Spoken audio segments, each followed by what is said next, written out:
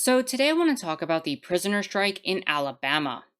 As of September 26th, imprisoned people in 14 correctional facilities in the state of Alabama went on strike. They seized all of the labor that they're forced to perform without pay in an attempt to protest both prison conditions and harsh sentencing laws.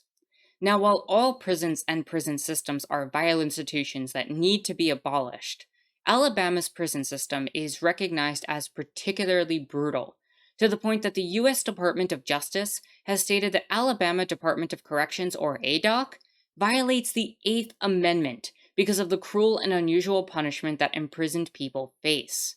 The prisons themselves are dirty and disgusting to an extreme level, and medical and mental health care are denied to inmates. And as HuffPost reports, people incarcerated in Alabama face excessive force from correctional officers, a high risk of death, physical violence, and sexual abuse from other prisoners, and are forced to live in unsafe and unsanitary conditions, according to the Department of Justice complaint. Now, it's also something that I need to emphasize. These people are not being paid for the labor that they perform in these prisons, because of an exception to the 13th Amendment, which prohibited slavery except in the case of someone becoming and being defined by the state as a criminal. People in prison are paid almost nothing for their labor. Alabama is one of several states that does not pay incarcerated workers anything for most prison jobs. Yet incarcerated labor is fundamental to a functioning prison system, where the incarcerated people prepare meals, do laundry, do general facility maintenance. They also produce things like license plates, but they often do things for the state where the state can sell products, like in this case for Alabama, where they build office furniture that the state can sell for up to $1,800 a piece. This is an actual thing. There's a website, Alabama Correctional Industries, where they create these sort of programs where supposedly the training they provide is supposed to supplement their labor costs. But the fact of the matter is, it's pure exploitation, where the people who are incarcerated are then having their labor stolen so that these companies can sell desks for the range of $1,200 and $1,800. This is a legit thing that happens. So, given the extreme conditions that a lot of these people are facing while in incarceration, let's talk about the demands that the imprisoned people have for their strike. Now, we have here the group made the following demands to the state. First and foremost, to establish mandatory parole criteria to guarantee parole to all eligible who meet the criteria. Now, having mandatory parole criteria makes it so that the process is less arbitrary based on a number of factors, including things like which judge you get and the color of your skin, to be perfectly blunt. Now, while it would still be imperfect in this form, there would also be a checklist of sorts that would allow a person to be able to ensure that their parole is actually accessible and not left up to arbitrary standards that can be redefined and changed over time, and based on a lot of things that are outside of the person's control. Now, the next up on this list is to repeal Alabama's Habitual Felony Offender Act, which requires stricter punishments for those with prior felony convictions. Now, the act is basically one of those laws where if you commit a certain amount of felonies, any small crime can mandate stricter punishments, and to be perfectly honest, these laws, even under our current system, are particularly cruel and need to be overturned, especially with some of the effects that they have, such as life without parole sentences, something that the people here want to see abolished. Life without parole sentences are essentially saying that a particular person is irredeemable in the eyes of the state. If we took prisons at their words, which we should never do because they should be abolished in the first place because they are not in any way capable of doing the thing that they claim they want to do, but if we were to do so, the point would theoretically be to rehabilitate people. Well, there's no rehabilitation for these individuals, especially if they're in prison their entire lives. And given that 1 in 7 imprisoned people deal with this reality and are imprisoned for life in a system that does not pay prisoners, that means that this is effectively a form of modern-day slavery. Life without parole sentencing, especially for those who commit nonviolent crimes, is a living death sentence. and absolutely needs to be abolished and changed. Now, the next step on this list is a reduction of the 30-year minimum for juvenile offenders to no more than 15 years before they are eligible for parole. Now, this one to me is particularly cruel. And as far as I'm concerned, it's one of the most vile things on this list that needs to be overturned. Now, imagine being 15 years of age and committing a crime and being convicted and going through that whole process, and then being told that you have to wait twice your current lifespan before you have a chance to leave prison. You will effectively know nothing else in your adult life until you're at the age of 45 years, in which case you can potentially leave on parole in the quote unquote attempt to start a normal life. That is not going to happen. Honestly, even the 15 years that they're asking for here is still far too cruel as far as I am concerned. Now, when going through the rest of these demands, these are just really sensible things, like creating a review board to oversee the Alabama Bureau of Pardons and Paroles, streamlining medical furlough so that people who are sick and or dying can actually spend some time outside of prison, especially if they're not capable of taking care of themselves while in prison. Ensure eligible persons receive good time incentive time to shave off sentences based on good behavior, and create a statewide conviction integrity unit to investigate possible wrongful convictions. Now, the words of the people who are incarcerated are something that I do want to emphasize within this. So I have a few selections that I'd like to talk about and just share with you all. Unicorn Riot spoke with two different prisoners incarcerated at Fountain Correctional Facility near Atmore, one who goes by Swift Justice when speaking with the media, and another who goes by Logical Solutions. Swift said that 100% of prisoners at their facility are currently on strike. When asked how long he thought the strike would continue, he said they believed organizers were requesting that they abandon these jobs indefinitely. Logical Solutions told us that prisoners are unified and that the environment around him is peaceful. It's not chaotic and it's non-violent. No inmates have any kind of tensions with each other, and neither are we showing any kind of tensions with the authorities. Solutions said that the prisoners have realized that they are no longer want to work for the prison system that keeps them locked up. It's simply saying that we're refusing to work because there's no reward. There's no recognition. It's not doing us any good, and all that we're doing is contributing to a system that's encaging us. Meanwhile, at Limestone Correctional Facility, the state's largest prison located in Harvest, Kinetic Justice, a striking prisoner, who also goes by his legal name, told Unicorn Riot that sentencing laws and the parole board in Alabama have effectively made it impossible for certain prisoners to ever go home. In these situations, there is little to no motivation for them to continue to work prison jobs that keep the prison functioning. It makes no sense for us to continue to contribute to our own oppression, Kinetic said.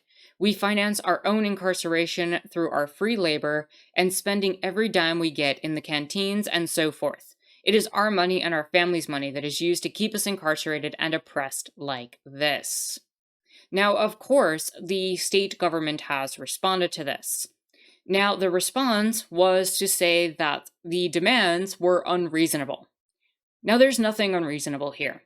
What's unreasonable is a system that continues to treat human beings in an inhumane manner that is akin to slavery, simply because it's profitable. The whole prison industrial complex only really exists, especially in the United States, because of how profitable it is. Towns get a lot of money because they build prisons.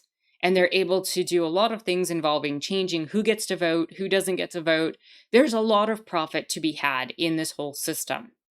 Now, further, they have spent COVID relief funds that would, supposedly be used to help deal with COVID-19 on 2 new mega prisons as the proposed solution to all of this. To me, spending COVID-19 money on building new prisons is absolutely vile. The money should have already been spent and gone to PPE and other protections well over 2 years ago, and I guarantee you that little was done to protect incarcerated people from COVID spreading in prisons in the state of Alabama. That probably was an afterthought, They took this money and basically said, we can build new prisons, which will end up creating more money and more profit in the long term because we can continue to exploit incarcerated labor. Instead, they're going to build these, facilities and continue this profitable system of imprisoning people and continuing to exploit free labor from individuals who are incarcerated. That said, and with everything in context, the strike has now been going on for 3 weeks, and we have confirmation that at least 5 facilities are continuing their strikes, and that totals at least 7,000 people still, from what I understand. And in the meantime, friends and families and other supporters have gathered at the state capitol on Friday to help support the strike, where retaliation from guards was in fact brought up. Now we have here some of the information on that. Some of the people protesting in front of the state's capitol. Now, Friday's protest was organized by an organization called Both Sides of the Wall, and many in attendance are currently either loved ones of people who are currently on strike or are formerly incarcerated themselves.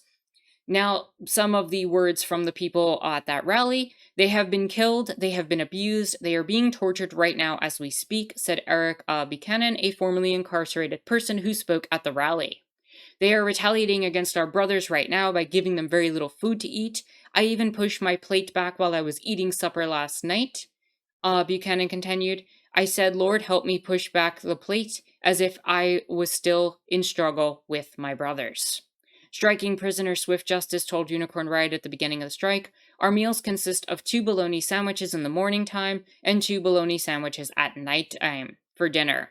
And when you do the calorie intake on that right there, a bologna sandwich with cheese and on wheat bread only equals about 240 calories. So basically what we're getting daily on there is just reaching above 1,000 calories per day.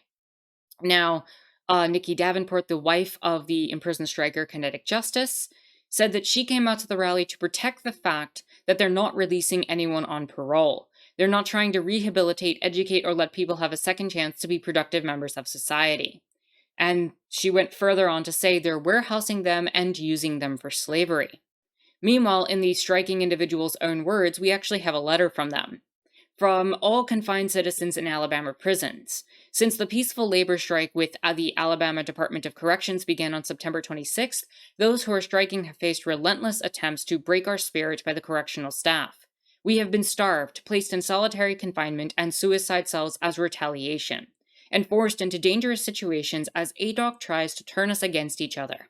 In spite of this, international media and activists have turned their attention towards Alabama and its inhumane treatment and policies around incarcerated individuals. The world is watching.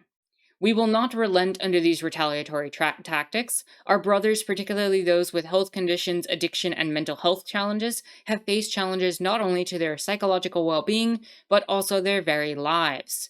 I need to emphasize this. If you're someone getting not enough calories in your diet, and you are someone with diabetes or certain other illnesses that require medication, you can actually get even sicker and possibly die from the lack of medical care. Now, especially alarming is ADOC's intentional bird feeding food deprivation, which presents a severe health risk to those who suffer from diabetes and other illnesses that require a wellness diet. Like I just said, that is a major issue that's going on in this prison system. And it happens pretty much everywhere, but again, Alabama is the one that is considered to be one of the worst right now. So that's where we're emphasizing our focus. Unlike the ADOC, we value life. I love that line because it's absolutely true. There is nothing about the Department of Corrections that values life. By no means are we waving a white flag of defeat. We're still demanding our concerns be heard before our legislators and other officials. We also demand that our outside representatives be given a platform to be our voice and the public hear our arguments. At this time, some have chosen to return to work to ensure that ADOC does not continue to target the most vulnerable in our population. However, others will continue to strike. We will continue to escalate our strike peacefully until our voices are heard.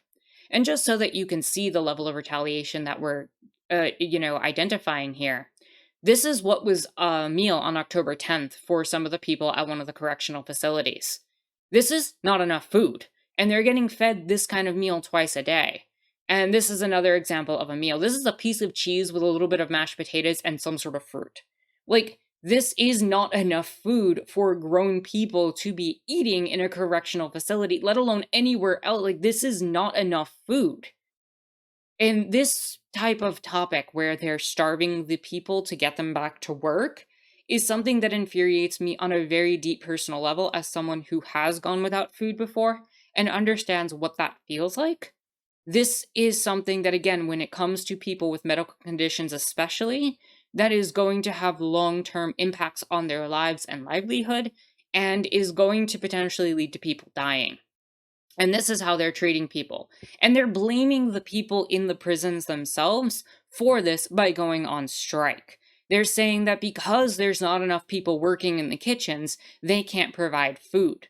Well, you know what? That's part of the problem. And going through this, these brutal systems of incarceration continue to be a vile practice that continues to see forms of retaliation like this. And one other thing that they're doing is a source within the Alabama correctional system said that individuals were being brought in from other facilities to form some sort of scab unit to end up coming in and performing the work in other facilities. And they're being brought in to do so under threats, according to a source who asked to remain anonymous. The ADOC has previously used individuals from work release centers to produce meals for incarcerated individuals on strike and protest, with one individual stating that he was threatened with reclassification back to a higher security facility if he refused to go, which is also putting those people's lives at risk. Because if you go into a facility that's on strike and you're going against that strike, you don't know what could be happening to that person. Fortunately, the people that I have seen cases of and that we've got documentation of cases of them coming into the facilities have basically said that they're on the same side, that they're being forced to come into the facility and that they want no part of it, but they're being forced to do so. Now, it's also worth noting that during the first week of the strike, a group of incarcerated individuals with medical conditions requiring consistent meals filed an emergency motion to intervene in the U.S. Department of Justice's ongoing lawsuit against the ADOC and the state. The motion argues that the systemic and purposeful reduction in the quantity and quality of their meals, which has been reduced from thrice daily to twice daily during the strike, offers more evidence of unconstitutional and inhumane treatment from the ADOC. Now, again, I need to emphasize this. The brutality of these systems of incarceration are vile practices that need to be absolutely abolished in total across the board. Short of that, though, these demands by these imprisoned individuals are not unreasonable in the least and should be supported in any way possible, even if it's just spreading the message and getting it out there. The retaliatory practices of denying food and starving people, as well as preventing medical care from individuals who absolutely need it, as well as the conditions of these facilities. You know, these are all atrocious things, and especially in a system known for its medical and mental health violations, seeing these get exacerbated and made even worse is particularly cruel. And the solution to this is not to build more prisons or hire more guards or what any other garbage the state is going to end up coming up with. It's not going to fix this atrocious system that steals people's lives away for profit. What it really does is need to end. And again, in short of that, the very least we can do is stand up and support these people who are incarcerated and having their lives stolen away. So with that said, if you've learned something here today, I would ask that you consider liking the video, subscribing, and leaving a comment, as well as joining my Discord where we continue to have political conversations like these. If you can share the video so that more people are aware of this topic, I would genuinely appreciate that. And if you're in a financial place to do so, and only if you're in a financial place to do so, please do consider supporting me on Patreon, as it helps me produce more content like this, and especially as political content like this can often be demonetized on YouTube. The links for everything that I mentioned are in the description down below. And with that said, my name is Anarchist Tara. Thank you so much for watching.